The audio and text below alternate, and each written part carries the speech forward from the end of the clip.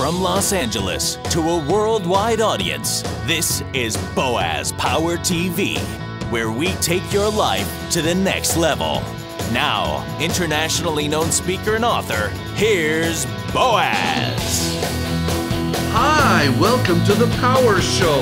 You are part of the Power Nation, and I'm so glad you're here. Because here we help you improve your attitude, your relationships, your finances, and your career. This is episode number 246 on Boaz Power TV, and I call this one, I'm Jazzed About New Orleans. In the past, I was a newscaster, and I like to think that I'm objective about the national press. Thus, probably like most people around the country, I watched intensely the coverage of Hurricane Katrina in 2005, and particularly the devastation in New Orleans. The vision I had before I went to speak there in 2006 is that New Orleans had been literally wiped off the map. A large part of its population had evacuated and the city lay in ruins. Well, it was before the hurricane that I was scheduled to conduct several seminars in New Orleans in September of 2006. Now, ever since the hurricane, I fully expected that those events would be canceled because of all the problems. After all, some 80% of New Orleans was flooded for weeks when the levees broke as a result of Katrina. Well, when it comes to New Orleans, I was wrong on several counts. The meetings were not canceled, and when I went there, I found out that the city was not wiped off the map. Granted, it faces years of incredible challenges. However, New Orleans is a city where I found amazing people in 2006 who survived and were determined to rebuild the Big Easy. I was given a tour of some of the devastated neighborhoods, particularly around the 17th Street Canal, where one of the levees broke. The area looked like a war zone. All of the homes had been flooded with 8 to 10 feet of water. A few were being worked on. However, many were empty or had been gutted inside. And there were temporary trailers on some of the front yards. However, I also found a beautiful airport, a downtown looking great, Bourbon Street full of life and music, the remodeled Superdome had open, busy freeways, and an amazing spirit in a lot of friendly people. Now, the purpose of this broadcast is clearly to promote New Orleans.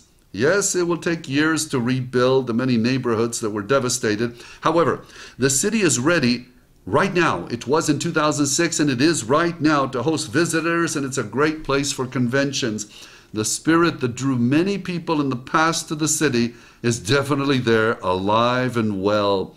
There are also many opportunities. Whenever a project of this magnitude takes place, there will always be job and business opportunities in many fields. Whenever there are problems to solve, some people will show their creativity, come up with great solutions, and thrive. While in New Orleans in 2006, I interviewed a number of business leaders and asked them two questions. One, what is the toughest challenge for the city at this time? And two, what is good about the current situation in New Orleans? Now, take a look at some of their answers and see if there's something you can do to help. Even now, they still need some help. So the following is a sampling of the responses that I got. What is the toughest challenge for the city? What was it in 2006? And some of this, I'm sure, is still totally, today, still applicable. A lack of affordable, safe, quality housing. Visible and decisive leadership was lacking, a need to see visible improvement, no one making the decisions on how and where to rebuild. There's a fear of rebuilding and losing it again, the government's involvement, lack of skilled labor and supplies, too many people relying on the government to solve their problems, crime, the number of destroyed homes was too high, they need to be cleared and redeveloped, politics was holding things up. Public money is still not evident in infrastructure repairs. Where and when will the federal money flow? Some people asked in 2006. Lack of honest and competent contractors and people not coming back because they didn't feel the city was safe and protected from rising water. Much of this has changed over the last few years. And here's what they said was good. This was back in 2006 about the current situation in New Orleans. A good percentage of businesses are doing better now than before Katrina. Better than they were doing before Katrina. The continual effort of small businesses, the backbone of America, impressive. Many families were returning, beginning with the breadwinner getting back to his or her job. Local people became proactive with changes to protect and restore the area. And it was a chance to start over. People were pulling together and helping each other. The outpouring of support was tremendous. The downtown and French Quarter coming back.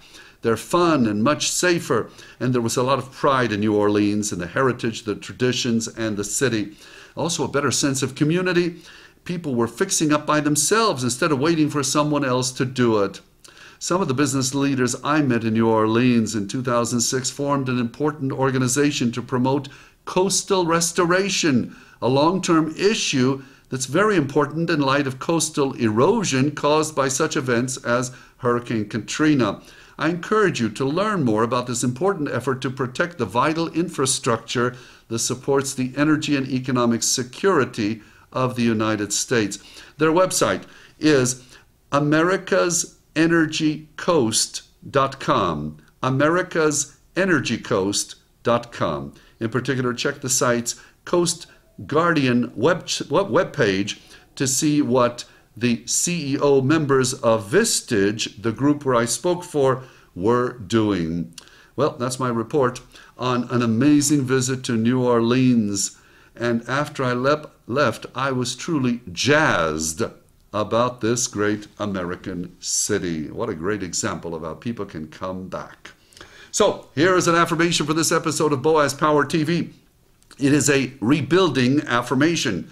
You may want to write it down if you need to do this in your life. I can do more to help people who are moving through a challenging moment. I can do more to help people who are moving through a challenging moment. Thank you for joining me. If you like these messages, and many people around the world do, please do me a favor, forward this to a friend. Suggest they go to my website, boazpower.com, where they can also subscribe to the free weekly broadcasts of Boaz Power TV. You are special, you are unique, you are destined for greatness, and I see you helping other people. Because after all, I see it in you. You are a champion. Have a powerful day. This has been Boaz Power TV.